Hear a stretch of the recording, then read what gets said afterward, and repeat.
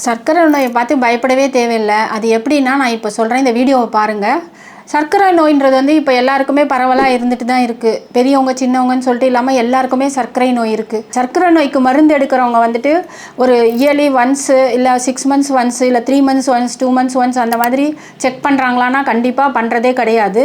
எவ்வளோ இருக்குது நம்மளுக்கு அப்படின்றதே பார்க்க மாட்டாங்க. ஒரு முறை டாக்டர்கிட்ட போயிட்டு ஒரு மெடிசன் எழுதி கொடுத்தாங்கன்னா சுகருக்கு, அதை வாங்கி சாப்பிட்டுட்டு அவங்க வந்துட்டு 1 வருஷம் கூட வந்து மறுபடியும் டாக்டரை போய் திரும்பவும் பார்க்குறதே இல்லை. சுகர் குறையுதா குறையிலையா எதுவுமே பார்க்க மாட்டாங்க. அந்த மெடிசனே எடுப்பாங்க. கேட்டிங்கன்னா எங்களுக்கு வந்து டாக்டர் சொன்னார், நீங்கள் இதை எடுத்துக்கோங்க கண்டினியூஸாக, அப்போ தான் சுகர் மாத்திரை ஒரு நாள் ஒரு வேளை கூட நீங்கள் போடாமல் இருக்கக்கூடாது. அப்படி போடாமல் இருந்தீங்கன்னா உங்களுக்கு வந்துட்டு ரொம்ப டேஞ்சரில் கொண்டு போய் முடியும் அப்படின்னு சொன்னார். அப்படின்னு சொல்லிட்டு எல்லா பேஷண்ட்டும் நம்ம பேசுகிறத பார்க்குறோம். ஸோ இது எப்படி இந்த மாதிரி வந்து சுகர்னு சொல்லிட்டு எல்லாரும் சுகரை பார்த்து பயப்படுறாங்கன்னா இதனோட விளைவுகள் வந்து மோசமாக இருக்குது. ஏன்னா இப்போ ஒருத்தர் வந்துட்டு ஸ்ட்ரோக் பேஷண்ட்டை பார்க்குறோன்னு போது, ஏன் ஸ்ட்ரோக் வந்ததுன்னும் போது, இல்லை அவருக்கு ரொம்ப சக்கரை இருந்தது அதனால தான் வந்துடுச்சு. ஹார்ட் அட்டாக் வந்திருக்கு அப்படின்னா ஏன் வந்ததுன்னு கேட்டால், இல்லை எனக்கு சுகர் இருந்தது அதனால தான் வந்தது அப்படி சொல்லுவாங்க.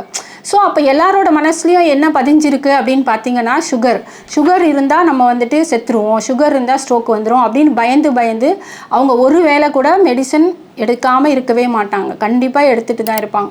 இது எதில் கொண்டு போய் முடியும் அப்படின்னா, இப்போ வந்து அவங்களுக்கு சுகர் வந்து 200 இருக்குது. ஒரு அதுக்கான வேல்யூவில் மெடிசன் கொடுத்துருப்பாங்க, எத்தனை mg போடணும் அப்படின்னு சொல்லிட்டு. இப்போ இவங்க வந்து கொஞ்சம் எக்ஸ்ட்ரா ஏதோ ஒன்று சாப்பிட்றாங்கன்னு வச்சுக்கோங்களேன், அப்படியே போயிட்டு இது அதிகமாகிடும்.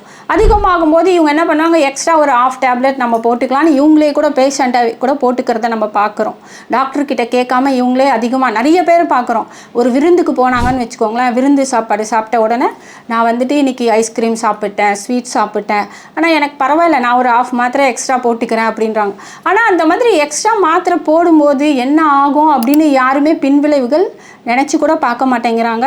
நம்ம எவ்வளோக்கு எவ்வளோ மெடிசன் எடுக்கிறோமோ எல்லாமே கெமிக்கல்ஸு, அது எல்லாமே எங்கே போய் நம்மளை பாதிப்புக்கு கொண்டு போகும் அப்படின்னு பார்த்தீங்கன்னா லிவரையும் கிட்னியும் தான். ஒருத்தர் வந்துட்டு சுகர் பேஷண்ட்டுன்னு எடுத்துக்கிட்டிங்கன்னா அவங்களோட காலத்தை நீங்கள் பாருங்களேன், பிபியே இல்லாமல் தான் இருக்கும் ஃபஸ்ட்டுலாம்.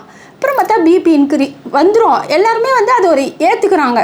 பிபி சுகர் இருக்கா, பிபி இருக்குது, சுகர் இருக்கா, கொலஸ்ட்ரால், இது வந்து ஒரு நார்மலாக ஒரு இயல்புன்ற அளவுக்கு வந்துடுறாங்க. அந்த மாதிரி ஒரு கட்டத்துக்கு எல்லாம் தள்ளப்பட்டுட்டாங்க. அப்போ என்ன ஆகும்னா, கிட்னி ப்ராப்ளம் வருதுன்னா இப்போ சுகர் இருந்திருக்கும் அதனால் வந்திருக்கும், இதனால் ஏற்றுக்கிறாங்க.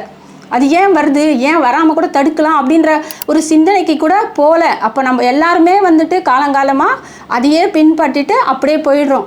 ஆனால் அப்படி கிடையவே கிடையாது.